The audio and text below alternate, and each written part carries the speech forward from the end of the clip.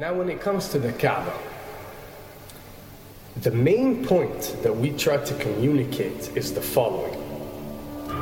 In Islam or in the Quran, God teaches that if all mankind and if all the jinn combine to sin and move away from God, then God doesn't lose one atom's worth of his kingdom. And if mankind and jinn combined to dedicate every second of their life to prayer and to worship of the one God, then God's kingdom doesn't gain one atom's worth as well. What does this philosophy teach you? It teaches you that God is not in need of you, or your practices, or your worships, or your prayers. You are in need of these practices and these worships. You are in need of God and not the other way around. If you can understand that philosophy, then you can appreciate prayers and what they are meant to do, which is basically enlighten you. So when dealing, for example, with the Kaaba, Muslims are required to go and perform Hajj one time in their life, and it's one of the 5 pillars of Islam. Growing up, most Muslims accept this, and most of them do it without questioning, and this is the essence of belief, and this is great. But at the same time, this doesn't mean that if you question or research, you're going to come back with negative or bad answers. The opposite is actually true. So when we started researching into the esoteric agendas and we started researching the elite, we found out how much certain type of practices and rituals can affect your lives.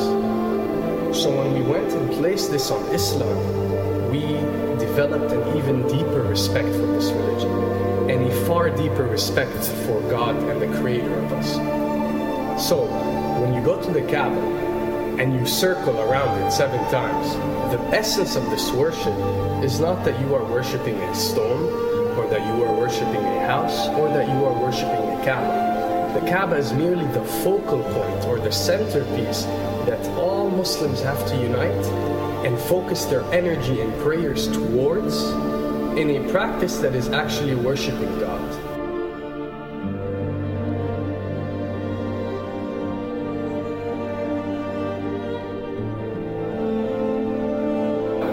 Now, going in circles counterclockwise does not break you away from time and space.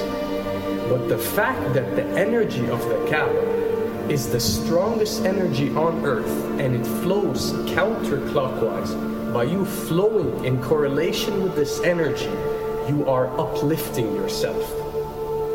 You are reaching spiritual levels that you rarely do experience anywhere else on earth. And the fact that you got to do it 7 times, and we are taught that there are 7 skies or 7 samawat or 7 spiritual planes, then one can discover that each circle breaks you through a spiritual plane spiritually, so you can reach the ultimate state of wisdom and spirituality.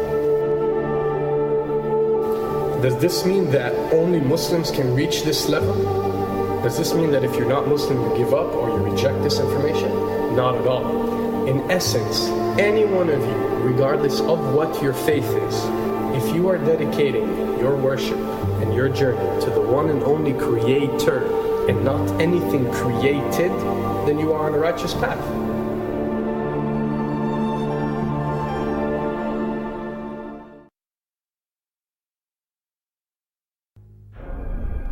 To begin with, the significance of 911. What you have to understand, and what we are trying to explain, is that when dealing with extra dimensions, or when dealing with beings from extra dimensions like jinn, for example, or when dealing with the Illuminati, or the elite, or people that follow a certain type of esoteric agendas, although me and you communicate through words and letters, they have chosen a different type of language.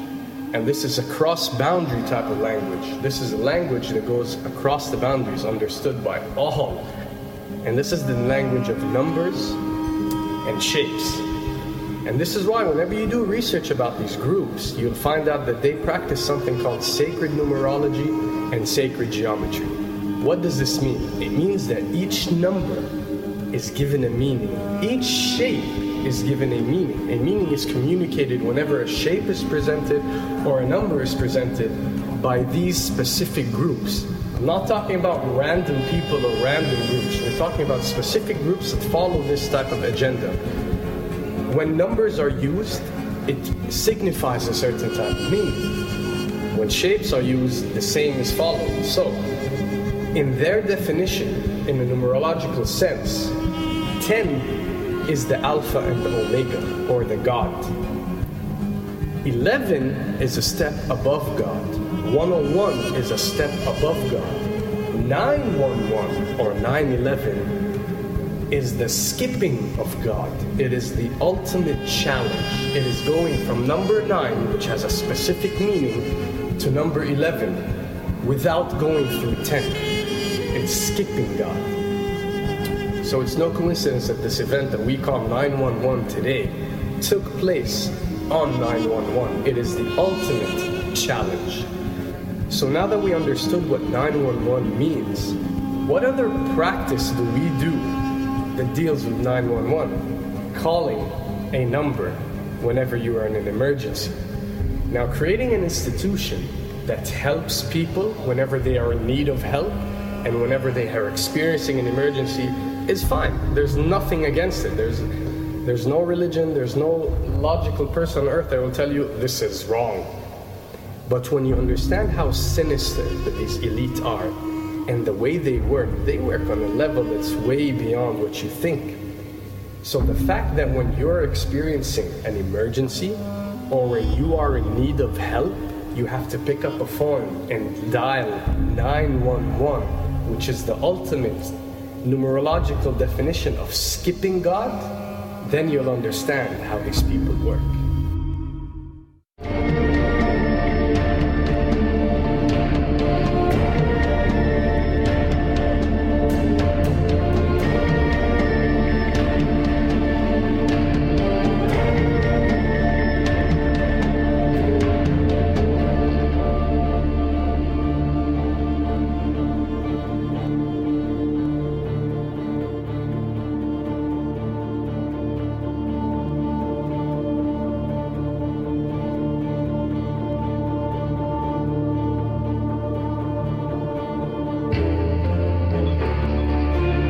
And when dealing with rituals, we recognize that everything adds up.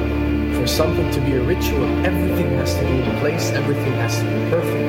And my advice is, if you want to recognize that something is satanic, it has to add up in all sense. The numbers have to add up, the shapes have to add up, the event has to add up, it has to have one general meaning. The pieces of the puzzle fit perfectly.